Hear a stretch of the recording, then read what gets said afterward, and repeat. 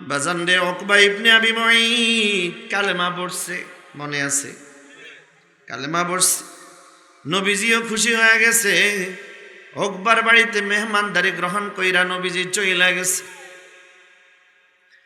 কিন্তু বাজান, উকবার ছোট্টবেলার একটা বন্ধু ছিল, নাম তার উবাই ইবনে খালফ। তাফসীরের কিতাবের মধ্যে লেখে তার নাম উবাই ইবনে খালফ। এই উবাই হলো উকবার ছোট্টবেলার বন্ধু। দেখেন বন্ধু, দেখেন আমার বাজানরা খুব খেয়াল করে শুনে রাখবেন। অসৎ বন্ধুর কারণে কি হয় দেখবেন, অসৎ বন্ধুর কারণে কি হয়।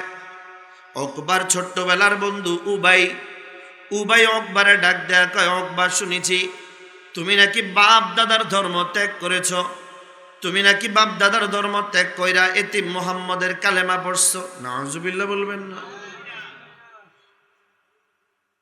উবাই ডাক দেয়া বলতেছে, উকবা না না, এটা কখনোই সম্ভব নয়। আমি উবাইয়ের শরীরের মধ্যে যতক্ষণ পর্যন্ত রক্ত থাকবে, যতক্ষণ পর্যন্ত আমার গর্দান জায়গায় থাকবে, ততক্ষণ পর্যন্ত আমি মানতে পারতাম না। সুতরাং যদি তুই এতিম মুহাম্মাদের কালেমার উপরে চলো, তাহলে আমি উবাইয়ের গর্দান আগে আলাদা করো, তাহলে তুমি এতিম মুহাম্মাদের কালেমার উপরে চলতে পারবা। বাজান রে, একটু তাকায়া দেখেন, খুব খেয়াল করে শুনবেন। অসৎ বন্ধুর কারণে কি হয়। উকবা ইবনে আবি মুঈত ওই ছোট্টবেলার বন্ধুরে ডাক দেয়া কয়, ছোট্টবেলার বন্ধু শুনে রাখবা, না না, আমি মুহাম্মাদের কালেমা মন থেকে পড়ি নাই। জোরে কন্না নাউজুবিল্লাহ। এই এক নাম্বার, অসৎ বন্ধুর কারণে কি হলো, কালেমা প্রত্যাখ্যান করছে। উবাই ডাক দিয়া বলতেছে, না না, বিশ্বাস হয় না। বলে, ছোট্টবেলার বন্ধু, কেমনে করলে তোর বিশ্বাস হবে? তুই তেমনি কর্ম, তুই ক। বলে, তুমি যদি মুহাম্মাদের বাড়ি যাও, মুহাম্মাদের বাড়িতে গিয়ে আমার সামনে যদি মুহাম্মাদের কালেমা মুহাম্মদ রে ফিরা দাও, তাহলে বিশ্বাস হবে। বলে, চলো মুহাম্মাদের বাড়ি চলো। মুহাম্মাদের বাড়ি গেল উকবা ইবনে আবি মুঈত এবং উবাই ইবনে খালফ সহ তারা 4-5 জন বেঈমান। যেই মাত্র মায়ার নবীর বাড়ির দরওয়াজায় হাজির, নবীজি ঘর থেকে তাকায় দেখতেছে উকবা উবাই সহ তারা কয়েকজন বেঈমান আসছে। নবীজি দেখে খুশি হয়ে গেছে, ভাবছে উকবা কালেমা পড়ছে, আজকে বাকিওয়ালাদেরকেও কালেমা পড়ানোর জন্য নিয়ে আসছে। এরে মুসলমান আমার বাজান, খুব খেয়াল করবেন। ভাগ্যের সেই নির্মম পরিহাস, দুঃখজনক হলেও বাজান রে সত্য কথা। নবীজি ঘর থেকে বের হয়ে আসলেন, উকবা ইবনে আবি মুঈত যেই মাত্র মায়ের নবীর সামনে হাজির দাঁড়ায় গেল। এক পর্যায়ে মায়ের নবীরে ডাক দেয়া, আব্দুল্লাহর বেটা মুহাম্মদ, আমি উকবা আসছি, তুমি যে কালেমা আমারে পড়াইছো ওই কালেমা তোমারে ফিরা দিলাম। নাউজুবিল্লাহ। শুধু তাই নয় বাজান, যেই শরীরের মধ্যে মশা মাছি পর্যন্ত বসা হারাম, যেই শরীরের ঘাম মেশকের ঘ্রাণ হয়, যেই চেহারার দিকে তাকায় তাকায় হযরত আবু বকর কালেমা পড়ছে, জান্নাতি হয়ে গেছে। সুবহানাল্লাহ। যেই চেহারার দিকে হযরত ওমর তাকা কালেমা পড়ছে, জান্নাতি হয়ে গেছে। বাজান রে, খুব বেশি প্রস্তুতি থাকেন, একটা কথা কানে আসবে, শোনার সঙ্গে সঙ্গে জোরে নাউজুবিল্লাহ বলবেন। শুধু তাই নয়, উকবা ইবনে আবি মুঈত উবাই ইবনে খালফ মায়ার নবীর সামনে দাঁড়াইলো। এক পর্যায়ে বলল, মুহাম্মদ তোমার কালেমা তোমারে ফিরা দিলাম। এখানে বাজান শেষ নয়। উকবা ইবনে আবি মুঈত ডাক দিয়া কয়, রে মুহাম্মদ, শুধু তোমার কালেমা ফিরাইছি, এখানেই শেষ নয়।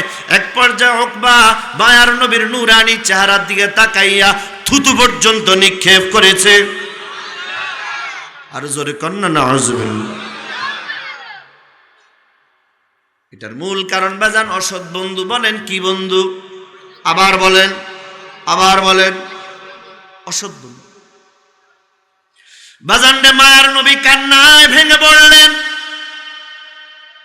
আল্লাহ তাআলা ডাক দেয়া কয়, রে বন্ধু, না না, তুমি কান্নায় ভেঙে পড়বা না। ويوم يعض الظالم على يديه يقول يا ليتني اتخذت مع الرسول سبيلا يا ويلتى ليتني لم اتخذ فلانا خليلا। বন্ধু গো, একটু দিলের কান লাগায় শুনবেন। আল্লাহ তাআলা ডাক দেয়া কয়, নবী গো আপনি কাঁদবেন না। জালেমগুলো সেদিন আফসোস করবে, আফসোস করতে করতে নিজের হাত নিজে কামড়ায়া ছেড়ে ফেলবে। এত পরিমাণ আফসোসের তীব্রতা হবে, এক পর্যায়ে এত পরিমাণ আফসোস হবে, আফসোস করতে করতে হাত কামড়াইতে কামড়াইতে বগল পর্যন্ত ছিঁড়ে ফেলবে। জোরে কন্না নাউযুবিল্লাহ।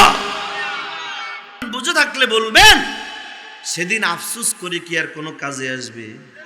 সবাই বলেন। আজকে যুবক ভাইরা তোমরা যারা আছো, তোমাদেরকে বলি বন্ধু, তুমি যে অসৎ বন্ধুর কারণে তোমার জিন্দেগি শেষ করে দিচ্ছ।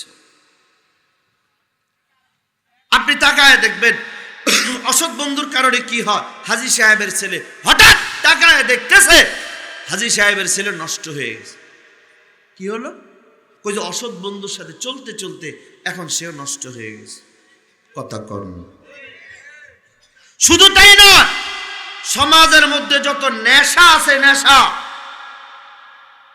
এই যে নিজের বাপেরে বাপ কয় না, ট্যাবলেটরে বাপ কয়। কথা কর্ম। নিজের বাপেরে বুড়া কয়। আসেনি এমন নাফরমান সন্তান? কথা কন আছে না নাই? খবরদার সন্তান, তোমাকেই বলি, তোমার মা বাবা তোমার জন্য জান্নাত, তোমার মা বাবা তোমার জন্য জাহান্নাম। কারণ নবীজি বলেন, রিদার রব্বি ফি রিদাল ওয়ালিদাইন ওয়া সাখাতুর রব্বি ফি সাখাতিল ওয়ালিদাইন। মানে রাখবাস যুবক, তোমার মা বাবা তোমার উপরে খুশি, তোমার আল্লাহ তোমার উপরে খুশি। প্রক্ষান্তরে তোমার মা বাবা যদি তোমার উপরে নারাজ হয়ে যায়, মনে রাখবা তোমার আল্লাহ নারাজ, মানে হলো তোমার জন্য জাহান্নাম অবধারিত। খবরদার। এই যে দেখবেন যত নেশা, এই যে মদ, এই যে গাঞ্জা, এই যে ট্যাবলেট, যত নেশা আছে, এই নেশাগুলো মূলত জিগানের তুই এই নেশা কোত্থেকে শিখছস? কৌমুক বন্ধু আমার শিখাইছে। কথা কর। কৌমুক নষ্ট বন্ধু আমারে শিখাইছে। নবীজি বলেন, সালাসাতুন কদ হারামাল্লাহু আলাইহিমুল জান্নাহ। তিন শ্রেণীর দলের লোকের জন্য আল্লাহর জান্নাত হারাম। এক নম্বর মুদমিনুল খামর, যে নেশাগ্রস্ত, এই নেশাগ্রস্ত কখনো আল্লাহর জান্নাতে ঢুকবে না। জোরে কর নাউযুবিল্লাহ। নেশাখোর মনে রাখবা, তোর দুনিয়াও বরবাদ, তোর আখিরাতও বরবাদ। দুই নম্বর ওয়াল আক্কু, মাতা পিতার অবাধ্য যে সন্তান হয়, সে আল্লাহর জান্নাতে ঢুকবে না, তার জন্য জান্নাত হারাম। যে মাতা পিতার অবাধ্য, তার জন্য কি বলেন বাজান? জান্নাত হারাম।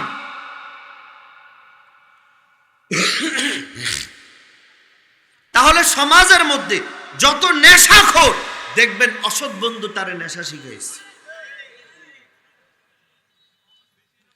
এখন দেখেন, দুইটা নেশাগ্রস্ত, দুই অসৎ বন্ধুরে আপনি আলাদা করেন, আলাদা আলাদা কইরা একটারে আরেকটার কথা জিজ্ঞান, আচ্ছা তোর বন্ধুটা কেমন রে, কত? সে বলবে কি জানে? সে বলবে, এই নাফরমানের কথা কইেন না, এই নাফরমান আমার জিন্দেগি শেষ করছে। অথচ তার সাথে রাত দিন 24 ঘন্টা সে কোন নাফরমানটা দেখতে পারে না। কতক্ষণ না কোন নেশাখোররা দেখতে পারে না। যার কারণে আমার বাংলাদেশেই প্রমাণ আছে, এক বন্ধু আরেক বন্ধুরে টুকরা টুকরা করছে বাংলাদেশে। অসৎ বন্ধু বলেন কি? আরে কোরআনের কথা, সূরা ফুরকান খুলে দেখেন, মারিফুল কোরআন খুলে দেখেন, এবং তাফসীর বাইজুবি খুলে দেখেন। মারিফুল কোরআনের মধ্যে ছোট্ট করে লিখছে, দেখবেন এই অসৎ বন্ধুর কারণে দুনিয়াও বরবাদ, আখিরাতও বরবাদ। খসরত দুনিয়া ওয়াল আখিরা, তার দুনিয়াও শেষ, আখিরাতও শেষ। জোরে কোন ঠিক কিনা? যুবক ভাইয়ারা, মনে কষ্ট গেছে আপনাদের? যুবক ভাই, আমি চাই তুমি যেন হযরত ওমরের মতো যুবক হও। আমি চাই তুমি যেন জান্নাতি হয়ে যাও। আর অসৎ বন্ধুর ফান্দে পড়ে জিন্দেগি শেষ করিও না ভাইয়া। আর না ভাইয়া, আর কত বলো। তাহলে মূল কথা, সৎসঙ্গে স্বর্গে বাস, অসৎসঙ্গে সর্বনাশ। সঙ্গ দোষে দোষী, সঙ্গ গুণে গুণী। যার সাথে যার মোহাব্বত, তার সাথে তার কিয়ামত। নবীজি বলেন, আল মারউ আলা দীনি খলিলি। যেই বন্ধু যেমন হবে, অপর বন্ধুটাও তেমনই হয়ে যাবে। বেনামাজির সঙ্গে চললে কি হয়? সবাই কয় না তো। সুদখোরের সঙ্গে চললে খবরদার। হাদিসের মধ্যে আছে, ভিন্ন হাদিসের মধ্যে নবীজি বলেন, আল মারউ মা মান আহাব্বা। দুনিয়াতে যে যাকে মোহাব্বত করবে, আখেরাতে, কিয়ামতে, ফুলসিরাতে, জান্নাতে সে তার সঙ্গেই থাকবে। প্রক্ষান্তরে কোন মুসলমান যদি বেঈমানকে মোহাব্বত করে, বলেন বাজান, বেঈমান জান্নাতি না জাহান্নামী? সবাই বলে না তো। বেঈমান জান্নাতি না জাহান্নামী? এখন আপনাদের কাছে প্রশ্ন, নবীজির হাদিস, আল মারউ মা মান আহাব্বা। দুনিয়াতে যে নেককাররে মোহাব্বত করবে, নেককার জান্নাতি, সে জান্নাতি। বদকারকে মোহাব্বত করবে, বদকার জাহান্নামী, সেও জাহান্নামী। বলেন বাজান, আমরা রে বাংলাদেশে এই যে আর্জেন্টিনার, ব্রাজিল, এই খেলোয়াড়গুলো ইমানদার না বেঈমান? সবাই বলে না তো। তারা ইমানদার না বেঈমান? আবার বলেন, আবার বলেন। নবীজির হাদিস, বেঈমান জাহান্নামেই যাবে। বলেন, বেঈমানরে যারা মোহাব্বত করবে, সে জান্নাতি না জাহান্নামী? কষ্টিপাতর আমনগো কাছে। বরং আমরা রে বাংলাদেশে, কোন দেশ নাকি একবার হাইরা গেছিল, বাংলাদেশের মুসলমান ওই দেশ হাইরা যাওয়ানোর পরে সে ফাঁসি দিয়ে মরে গেছে। আমাদের প্রিয় শায়েখ মুফতি মুশতাকুন নবী কাসিমি শায়েখ এক জায়গায় বলছে, কয় এ পাগলের কোনো নাম্বার নাই। এই পাগলের কি নাই? এ পাগলের কি নাই কন? আচ্ছা, মনে করেন আর্জেন্টিনার ওই বেঈমানদের দেশে গিয়ে যদি আপনি বলেন, আমরা বাংলাদেশের একজন তুমগুর লাগা জীবন দিয়ে দিছে, খুব মেহমানদারি করাইব, তো সবাই কয় না তো। হায় আফসোস। অথচ বাংলাদেশে লক্ষ লক্ষ টাকা খরচ করা হয় এই বেঈমানদের জন্য।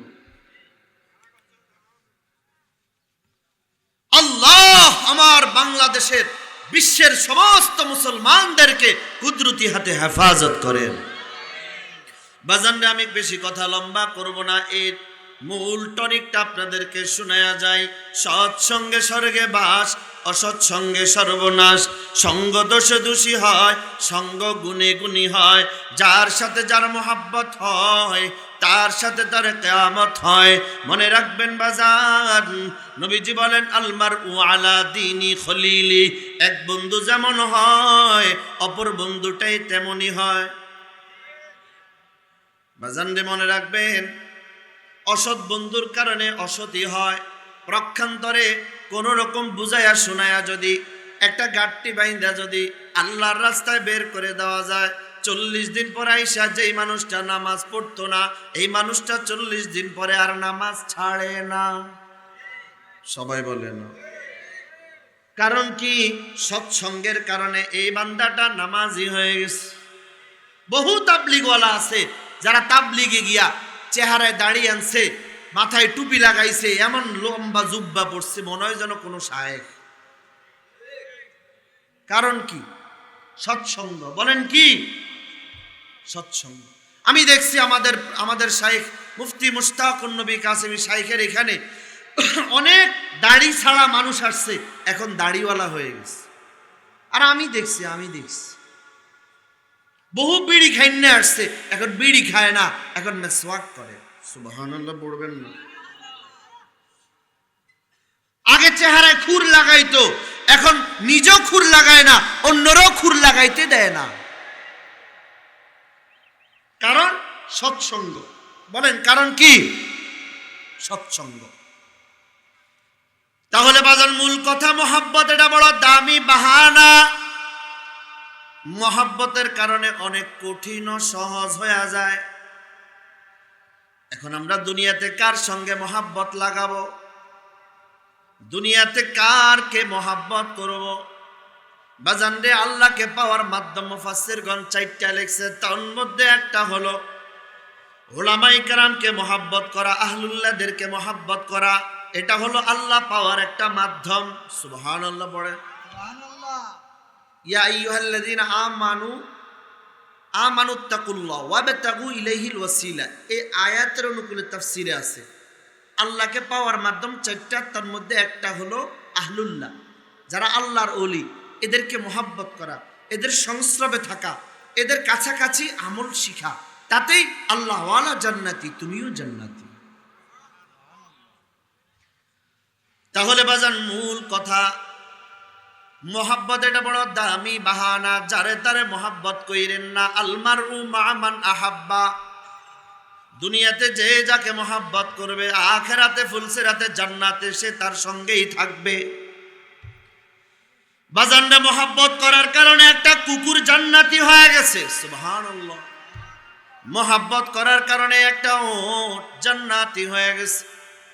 মনে রাখবেন বাজান, মহব্বত করার কারণে একটা খেজুর গাছ জান্নাতি হয়ে গেছে, তাও মরা খেজুর গাছ।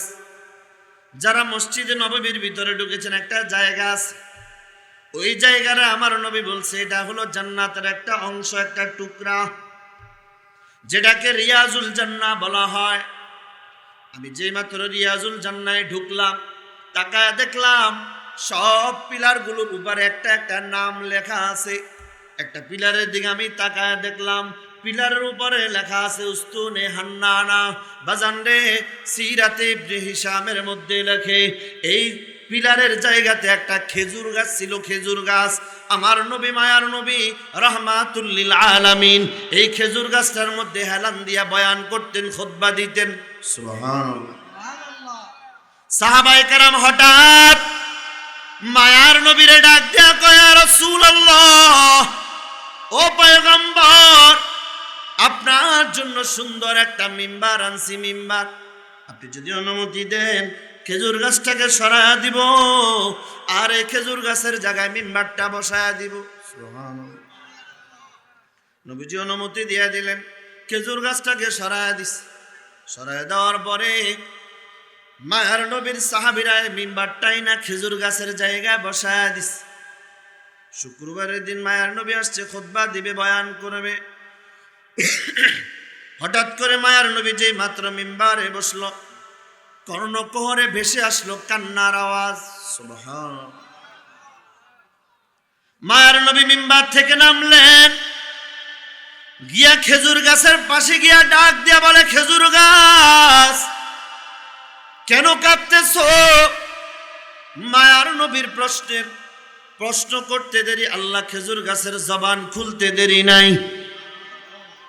খেজুর গাছ ডাক দিয়া কয়, ইয়া রাসূলুল্লাহ, নবী গো, এতদিন পর্যন্ত আপনি আমার গায়ে হেলান দিয়া বয়ান করতেন, খুতবা দিতেন নবী গো, কিন্তু সাহাবায়ে কেরাম আমার থেকে আপনাকে আলাদা কইরা দিস, বিচ্ছেদ যন্ত্রণা সয়ে না গো নবী, এই জন্য যেন বুক ফাটায়া কান্নাস, বিচ্ছেদ যন্ত্রণায় কান্দেছি নবী।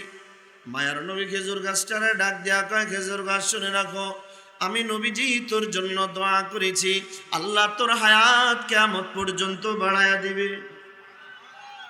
তুই খেজুর দিবি, তুই রস দিবি, মানুষ তোর জন্য দোয়া করবে। সুবহানাল্লাহ।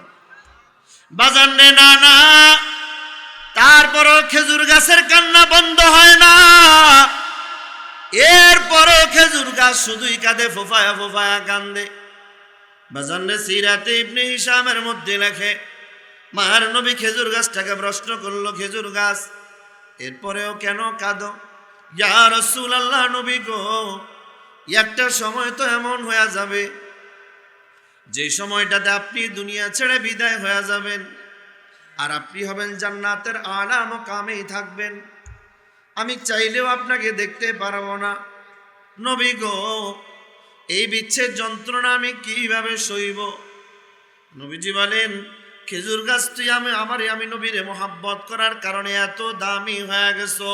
কারণ শুনে রাখো, আল মারউ মা মান আহাব্বা, দুনিয়াতে যে যাকে মোহাব্বত করবে ইনশাআল্লাহ মনে রাখবা আমি নবী জান্নাতে ঢুকবো, তুই খেজুর গাছটাকে নিয়েই জান্নাতে ঢুকবো।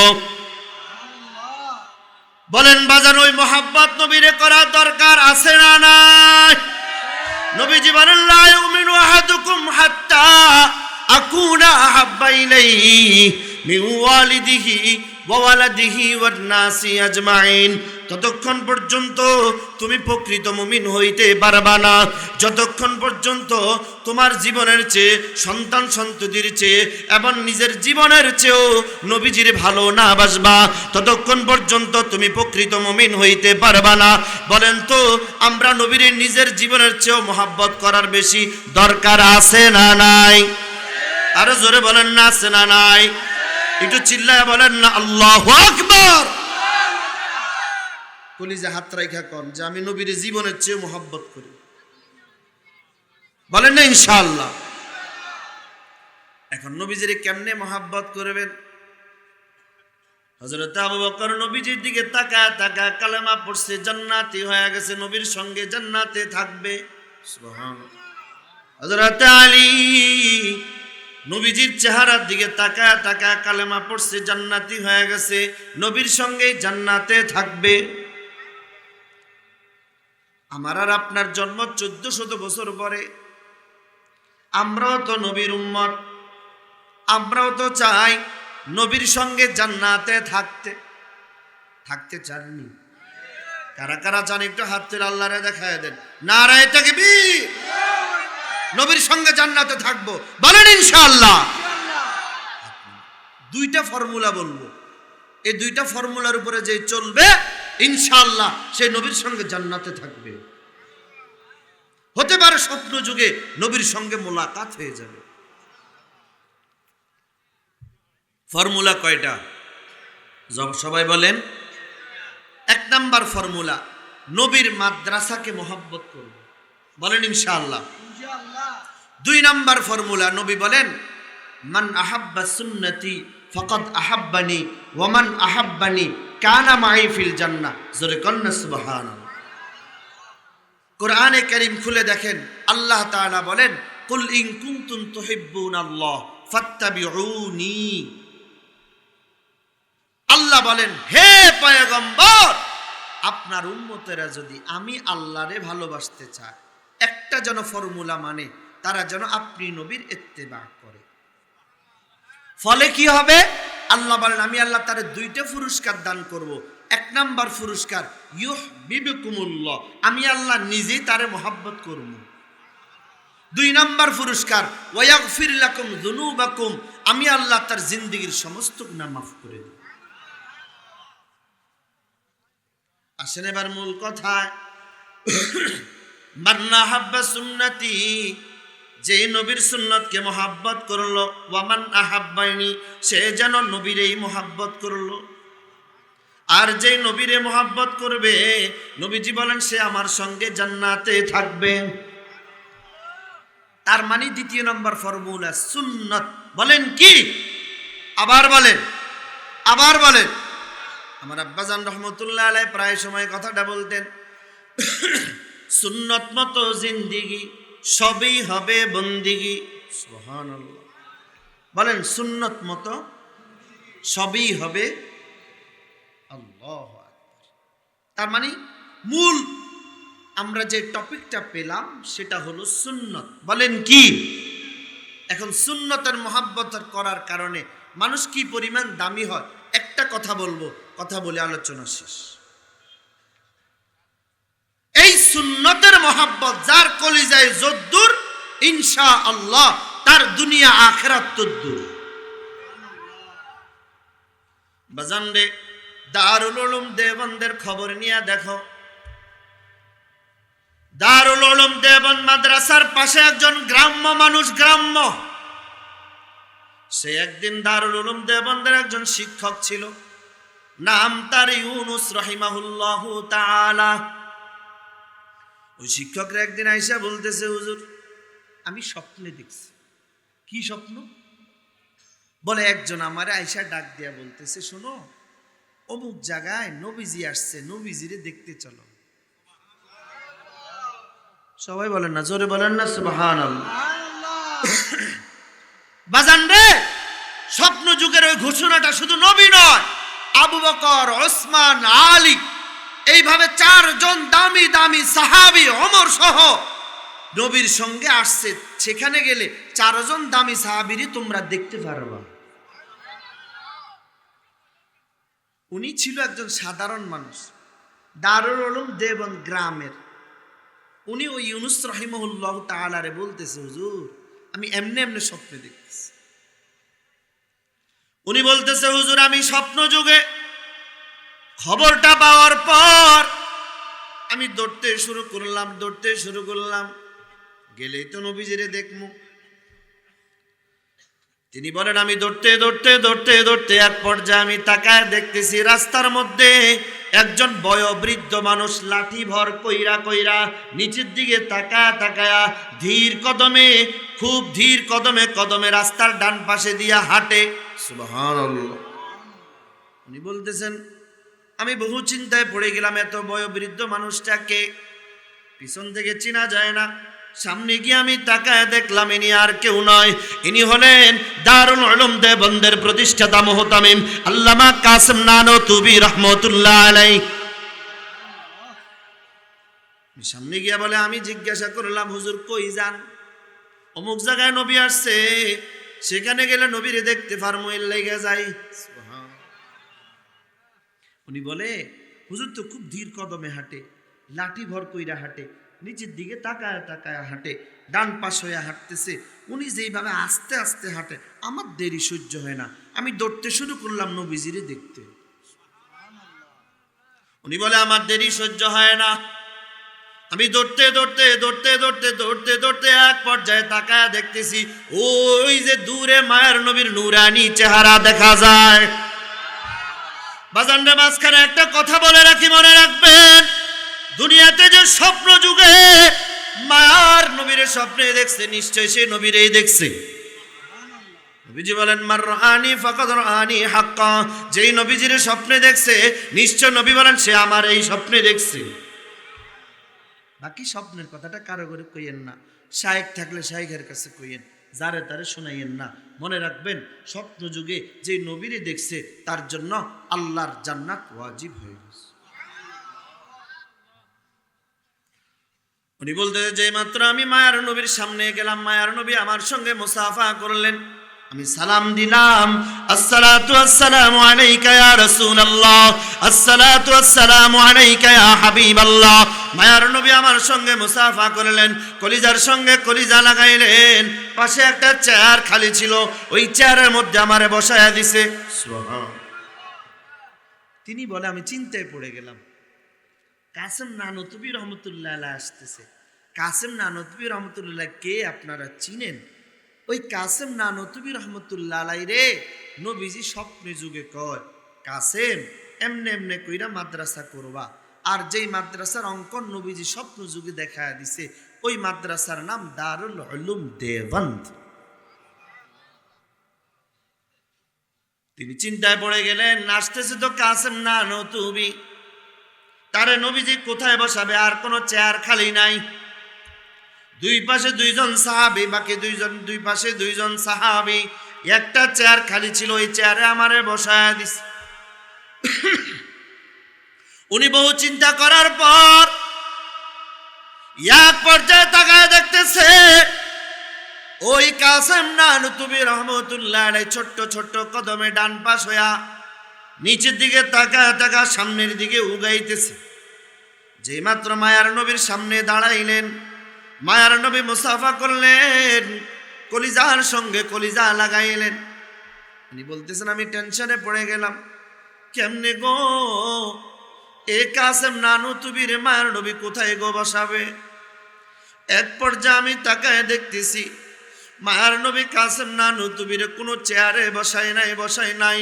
এক পর্যায়ে আমি তাকায় দেখতেছি মায়ার নবী নিজের চেয়ারের মধ্যে বসিয়া গেলেন। এরপরে ওই কাসেম নানুতুবির মায়ার নবীর কোলের মধ্যে বসায়া দিছে। মায়ার নবী ডাক দেয়া কয়, রে কাসেম শুনে রাখো, আমি নবীজি তোমারে কেন আমার কোলের মধ্যে বসায় নিলাম শুনে রাখো।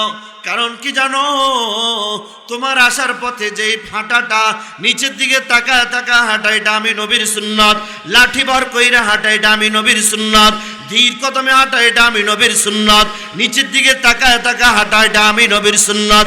আমি নবীর সুন্নতকে মহব্বত করেছো, আমি নবীর সুন্নতকে মহব্বত করার কারণে আমি নবী তোমারে কোথাও বসাইতাম না, আমি নবীর কোলের মধ্যে তোমারে বসায়া দিছি।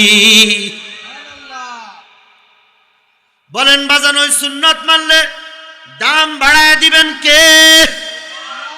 এই জন্য বাজান মনে রাখবেন, সুন্নত মতো জিন্দিগি সবই হবে বন্দিগি। বলেন সুন্নত মতো জিন্দিগি, আবার বলেন সুন্নত মতো জিন্দিগি, সুন্নত মতো জিন্দিগি।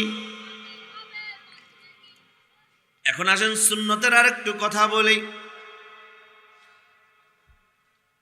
সিরাতে মুস্তাফা কিতাবের মধ্যে আল্লামা ইদ্রিস কান্ধলুবি রহমতুল্লাহ আলাইহি লেখে,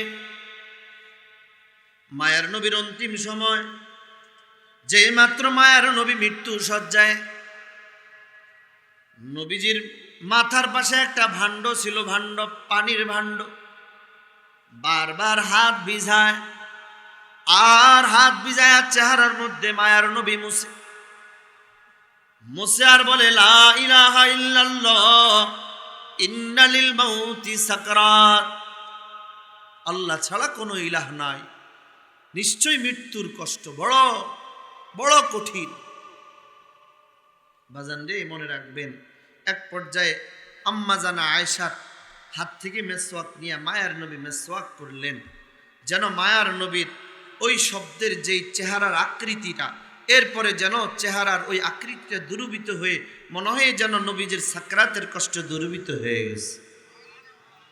নবীজির সাকরাতের কষ্টের ব্যাপারে কোনো প্রশ্ন আসে না, কিন্তু উম্মতের জন্য এই ওয়াজ হলো, মনে রাখবা, যারা দুনিয়ার জিন্দেগিতে সুন্নতের মেসওয়াককে আঁকড়ে ধরতে পারবা, ইনশাআল্লাহ তোমার মৃত্যুর সময় আল্লাহ তাআলা সাকরাতের কষ্ট দূরীভূত করে দিবে। এই জন্য বাজান মনে রাখবেন, সুন্নত যার জিন্দেগিতে যত বেশি হবে তার জিন্দেগি তত নূরানি হবে।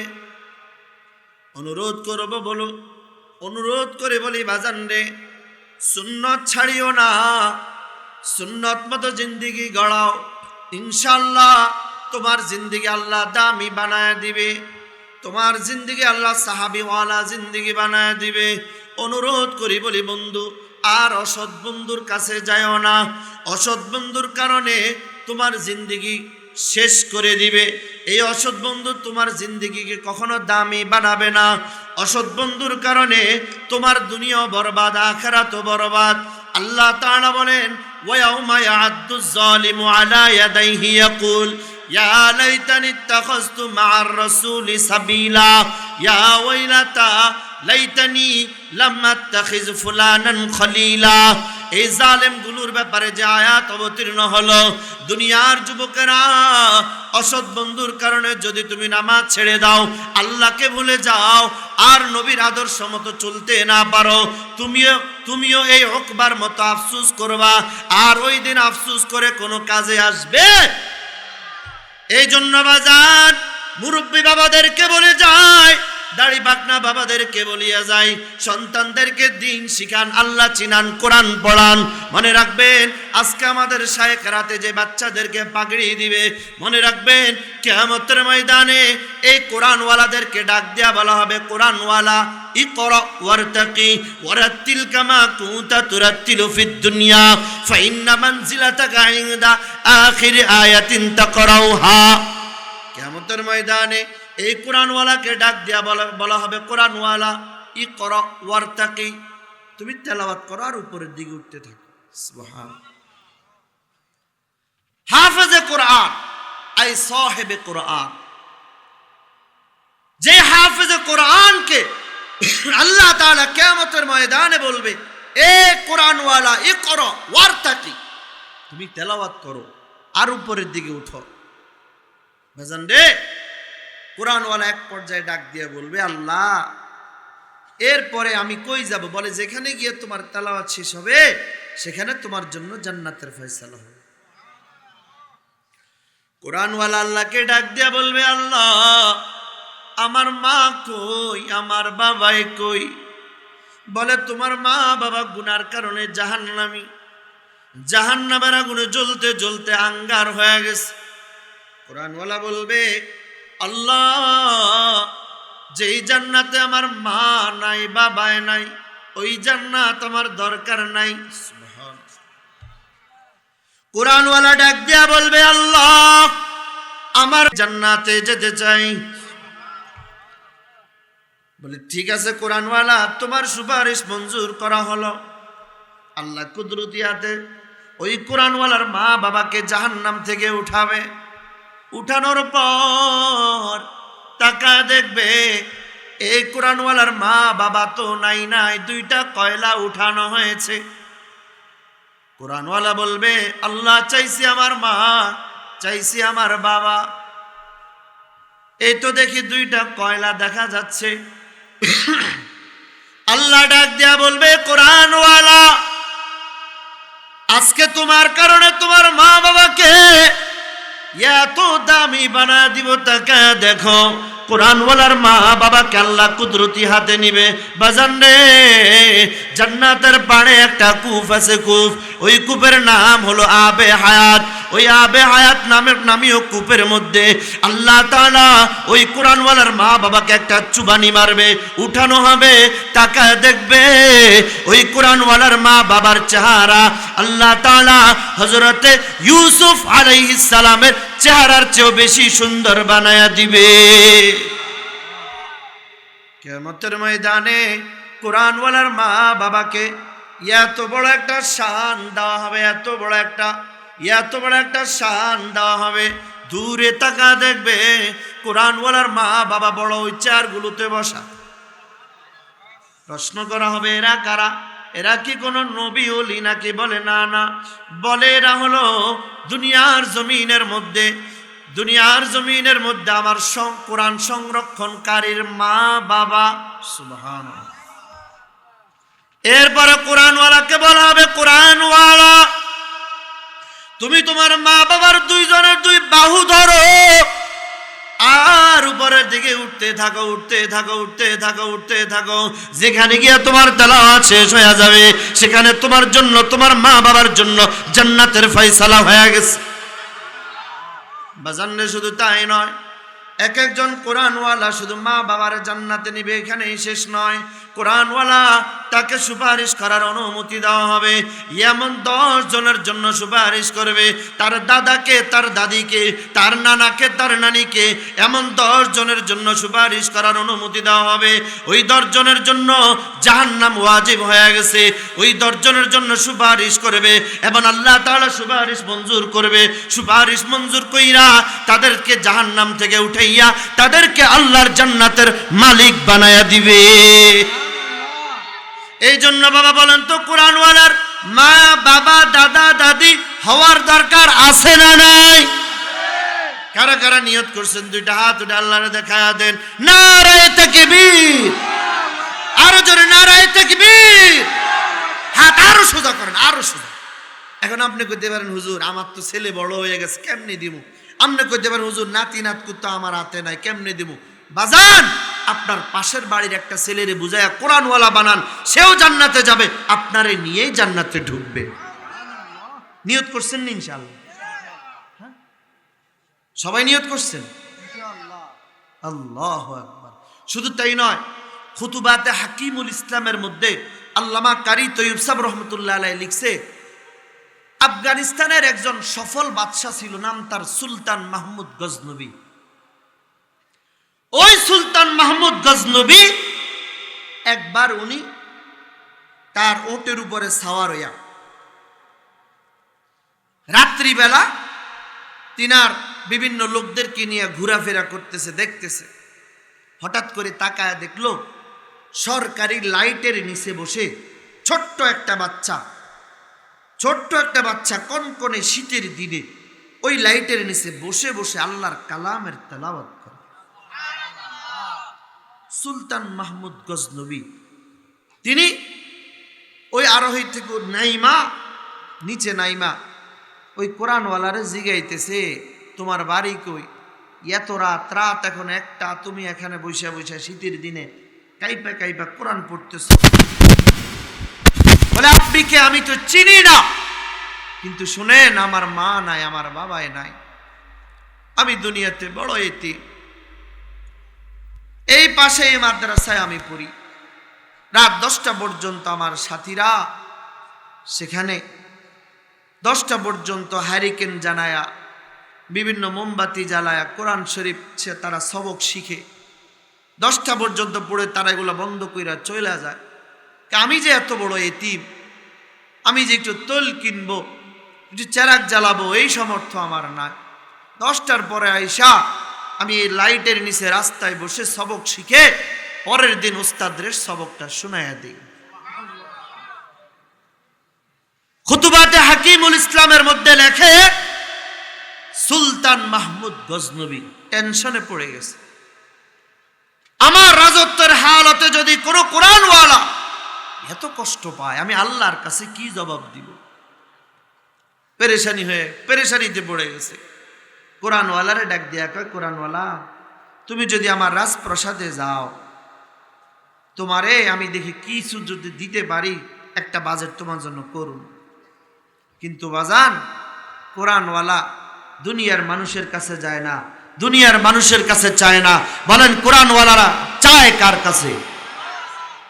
সে যায় নাই। পরের দিন উজিরে ফাটাইছে, যাও উজির যাও, অমুক জায়গায় গিয়া দেখবা একটা ছোট্ট বাচ্চা বসে বসে কোরআন শরীফ পড়ে। উজির আইসা দেখে, হ্যাঁ সত্যি, ওই কোরআনওয়ালারে যায় নিয়ে আসবা। উজিরে ওই কোরআনওয়ালারে যায় বলতেছে, চলো, রাজা বলছে তোমারে রাজপ্রাসাদে যাইতে। কোরআনওয়ালা গেছে। যাওয়ার পরে ওই সুলতান মাহমুদ গজনবী কোরআনওয়ালারে বলতেছে, তোমার 1 বছরের খরচাপাতি কি আসে? বলার পরে 1 বছরের খরচাপাতি দিয়া তারে মাদ্রাসায় পাঠায়া দিছে। সুলতান মাহমুদ গজনবী ছিল একজন আল্লাহওয়ালা বাদশা। ওই সুলতান মাহমুদ গজনবী কোরআনওয়ালারে পাঠায়া দেওয়ার পরে আমাদের প্রাণপ্রিয় শায়েখ আরিফ বিল্লাহ হাকিমুন নফস শায়েখ চলে আসছেন। সকালে বলেন না আলহামদুলিল্লাহ, আবার বলেন আলহামদুলিল্লাহ। আমরা শায়েখের কাছে দোয়া চাবো, বিশেষ করে মাদ্রাসার জন্য, আমাদের এলাকাবাসীর জন্য। আল্লাহ যেন শায়েখের দোয়ার উসিলা আল্লাহ আমাদের সকলকে কবুল করেন, বলেন আমিন। ওয়া আখির দাওয়ানা আলহামদুলিল্লাহি রাব্বিল আলামিন।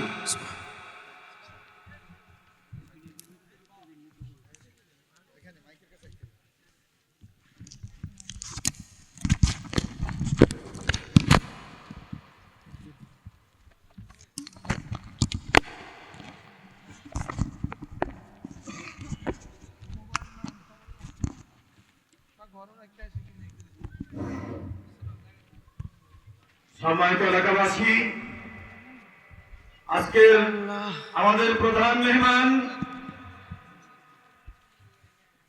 হাকিমুন নফস শেখ মুফতি মুশতাকুন নবী কাসেমী দামাত বারাকাতুহুম এক্ষুনি আমাদের মাঝে বয়ান পেশ করবেন।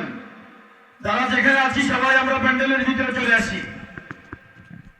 এখন আমাদের সামনে গুরুত্বপূর্ণ তাকরীর পেশ করবেন মাদ্রাসা ইসলামিয়া দারুল উলুম সুদর্ণপুরের সুনামধন্য মুহতামিম হাকিমুন নফস শেখ মুফতি মুশতাকুন নবী কাসেমী দামাত বারাকাতুহুম।